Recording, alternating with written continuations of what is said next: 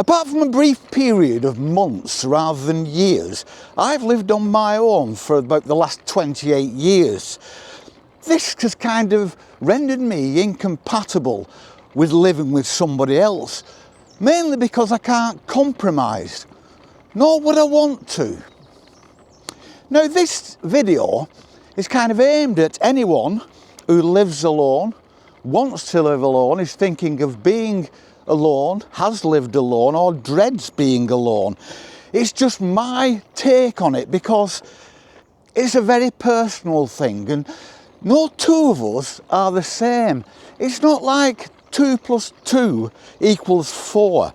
At least it used to, but now I think it's more determined by gender, ethnicity, religion and body mass index.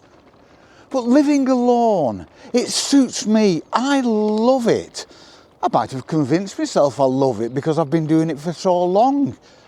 You might love living with somebody else because you've been doing it for so long.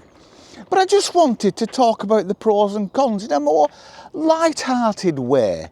Don't come for me in the comments because this is just my take. Let's go for it.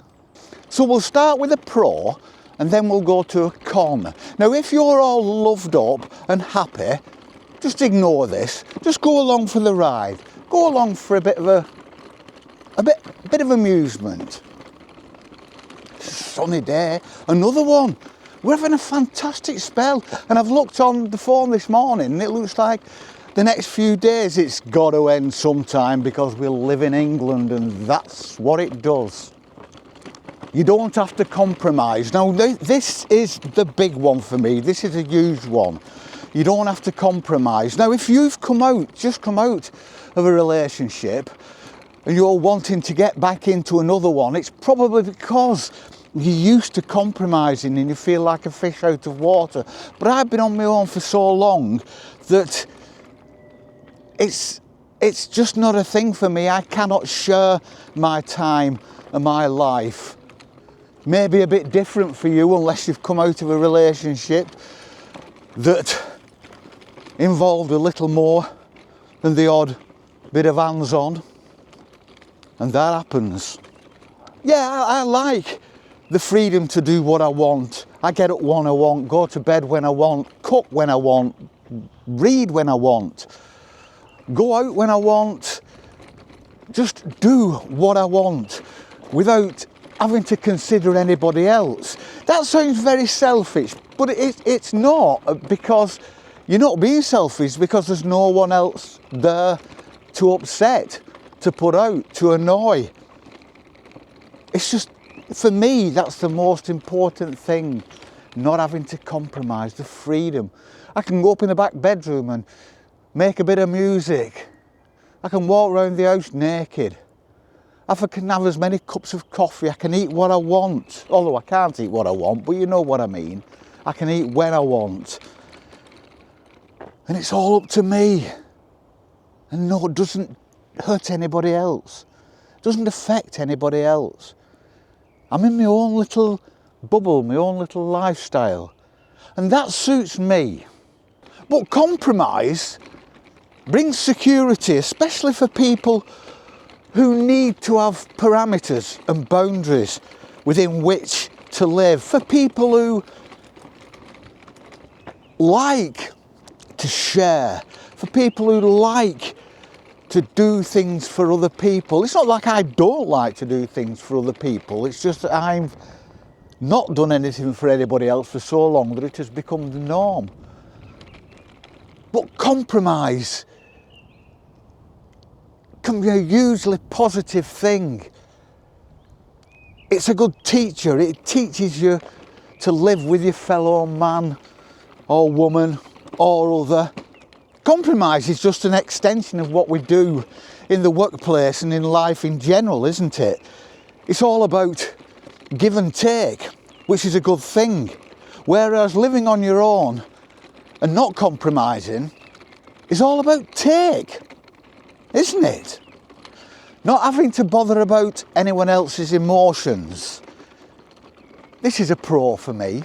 I can laugh, cry, swear, be angry, be silly, be reflective. And I don't have to think about how this will affect anybody else in my environment. I don't have to bottle up any emotions at all.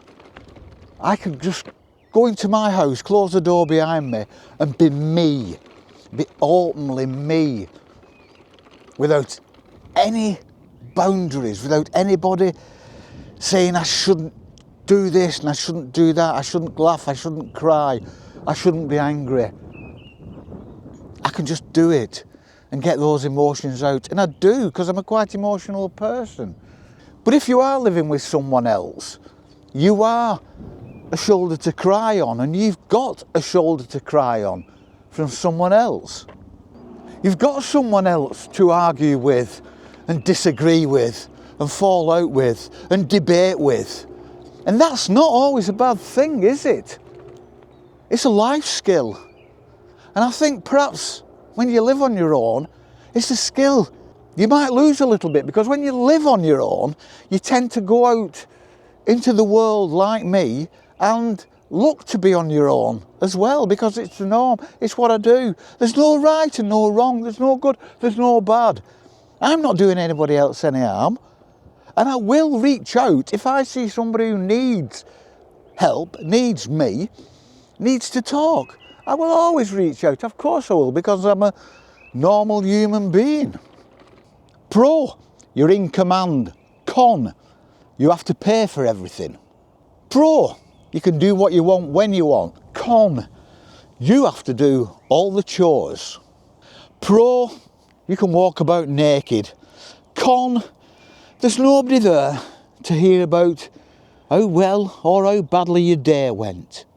Pro, there's always enough spoons. Cons, there are no cons to always having enough spoons.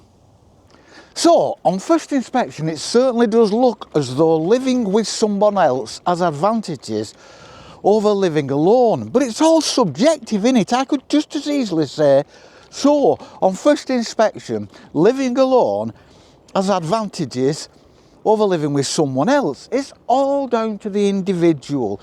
And these debates that people have on the television and the radio and places like that, in the media, most of the time, they're not factual. Most of the time it's opinion and just what you want and preference. And people get incensed and drive the point home. Just like if we had a debate on telly about something like this, there'd be a couple there arguing against each other, driving their own point home, and nobody would accept that it's just about personal preferences, because that's not how it works in the real world. Your opinion is right. It's not about preferences. It's about my opinion's right and I'm going to shove it down your throat until you give up and roll on your back and let me tickle your soft yellow underbelly. But it's not. It's just about personal preferences. You live with someone else if you want. Be happy. I know people in my past who got married to the childhood sweetheart just after they'd left school, and they're still together and they're still happy and they're still living lovely, successful lives with nice families. I know people who've got married and had terrible lives. I got married. I was never very good at marriage. I should never have got married. I kind of drifted into marriage. My first wife, she wanted to get married, and I just kind of woke up one morning married. And I wasn't a bad dad. I went out and I worked hard and provided for me 2 beautiful kids, and I've now got 2 beautiful grandkids. But I wasn't good at it. I'm not good. I wasn't cut out for it. I wasn't cut out for compromising. And then after 14 years, it all disappeared. That's not to say that my ex-wife isn't the best mother my kids could ever have and the best grandmother my grandkids could ever have. She's fantastic. And in a way, I love her. But I wasn't cut out for marriage. So I'm better off on my own. So you might be in a marriage that's successful, you might be in a marriage that's not, you might be getting the hell beaten out of you, you might be getting loved up all the time. You might live on your own and you might love it like I do. You might live on your own and you might dread waking up every morning.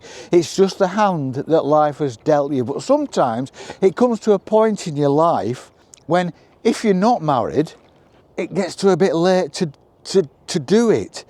Or if you are married, you stay there just because it's comfortable. And there's nothing wrong with being comfortable as long as it suits you both, is it? I prefer to be alone. I much prefer to be alone. I can be out here talking to you lot and life is good, and I've got a dog barking at me from behind me. Let's go and say hello to him.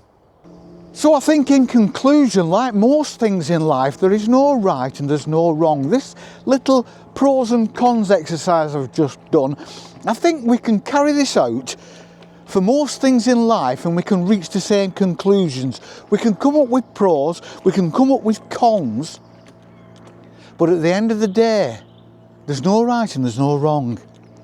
It's opinions. And the trouble is nowadays, people don't respect other people's opinions, do they? They have their opinions and their opinion is right.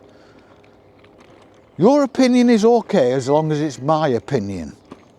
And I think that kind of causes a lot of the conflicts in life and causes a lot of conflicts between groups and countries. We're not tolerant enough, are we? We should be tolerant of everybody who wants to live with somebody else, or everybody who wants to live on their own.